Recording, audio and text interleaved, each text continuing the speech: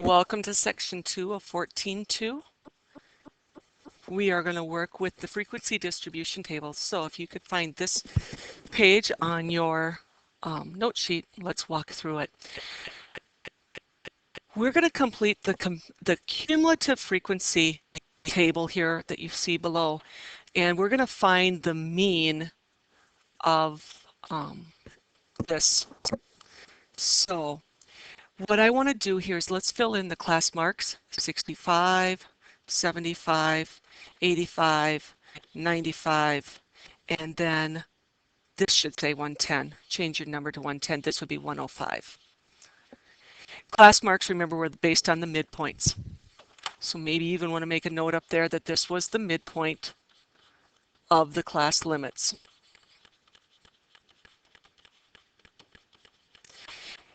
Then, reading from the stem and leaf, I can fill in the frequency. I see that between 50 and 60, I had 2 occurrences. So I put a frequency of 2. In this one, I had 1, 2, 3, 4, 5, 6. 1, 2, 3, 4, 5. 1, 2, 3, 4, 5, 6, 7, 8. 1, 2, 3, 4. And 2 in that range, in the 100 range. Adding those up, I should get a total of 27. And now go ahead and do your cumulative frequency. What cumulative means is to accumulate.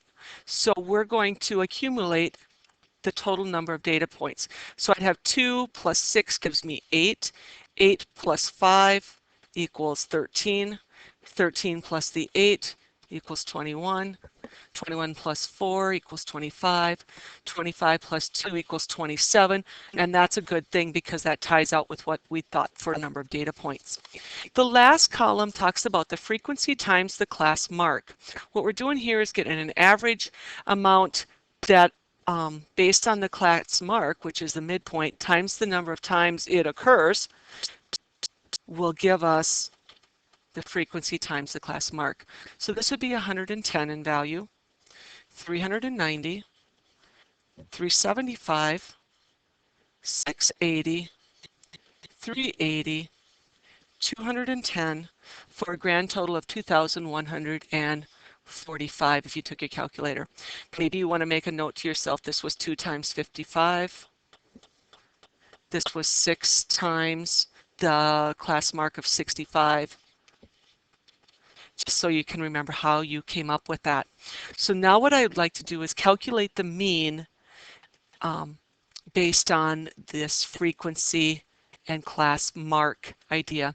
So if I sum the class mark times the frequency, which is that last column that we just did, we could see that that totaled to 2,145. And then I divide by the total frequency, which is 27. I will get a mean value. And the mean value turns into 79.4. So using my symbols, X bar is equal to 79.4, which shows me that the mean, based on this table, is 79.4. Taking this into the next screen, I took and had that table already filled out, so we should see the same numbers. I do have, let's correct this, I think I had a typo in here because the total is right, but that should say 110. And down here, again, that should have been 100 to 110 to keep my intervals even.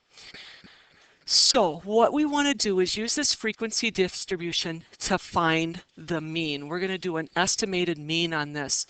So the mean of the data in a frequency distribution is found from using the cumulative frequency distribution, this column right here. So we're going to focus in on that column. You're going to create a proportion basically. And I've tried to lay out the proportion for you and we'll work from there. So first thing I need to do is find what number I think the median is going to occur at. So first thing, the number in the data set that will be the middle value.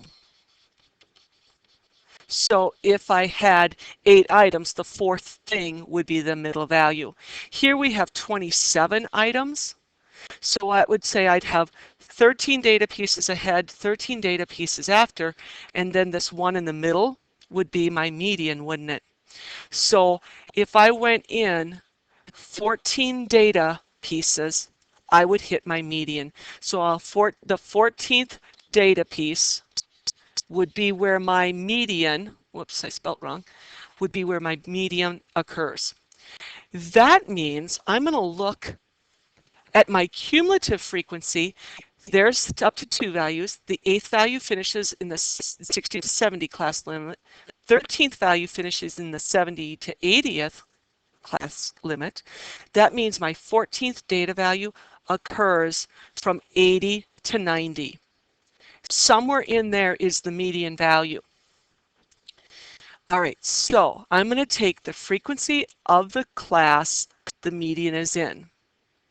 The frequency in that median class is 8. There are 8 items in that range from 80 to 90. Now I'm going to look at the width of that class interval. Well, every width of the class interval is 10.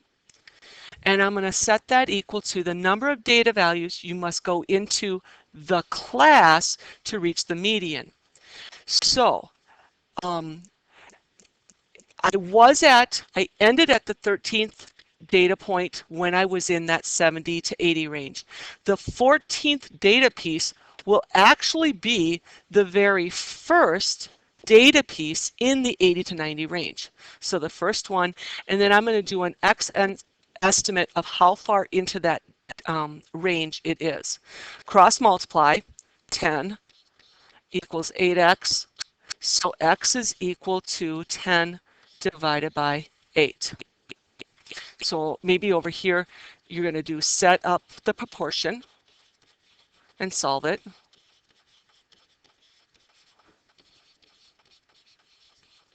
So we're going to solve for x. Now, my third step is, let's see, that x value turned out to be 1.25, right? That's how far into that class that the 14th data piece would be.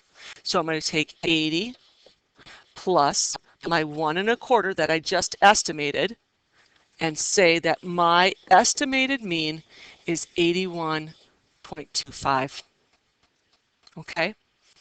And that is how to do that. So you take your beginning class limit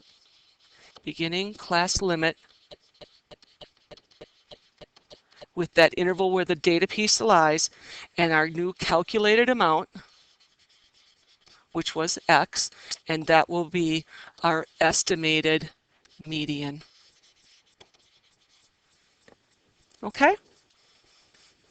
Let's do one where we're just given the frequency distribution and have you do it one more time and figure out what the estimated median is.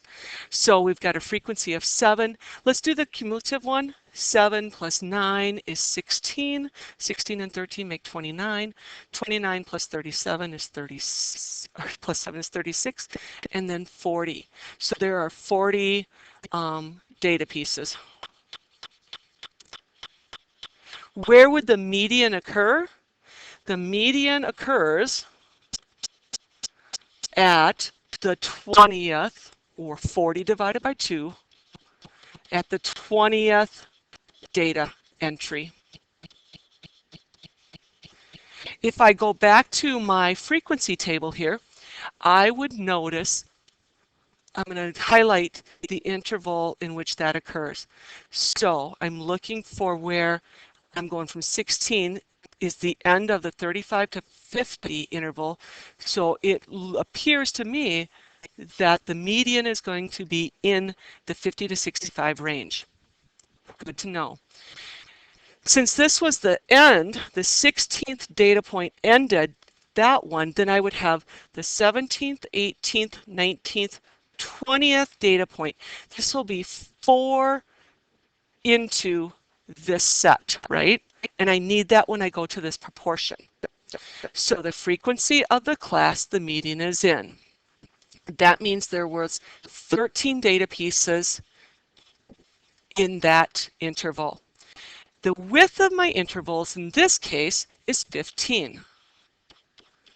I need to go into the class for data pieces that we just looked at. And then I want to know basically how much value that would take up. So really what we're doing is there was 13 data pieces spread over a width of 15. How much would each data piece be worth? And that's really what this proportion's setting up.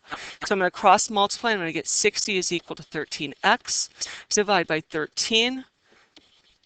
And that would say x is approximately, I calculated this earlier, 4.62. What do I do with that 4.62?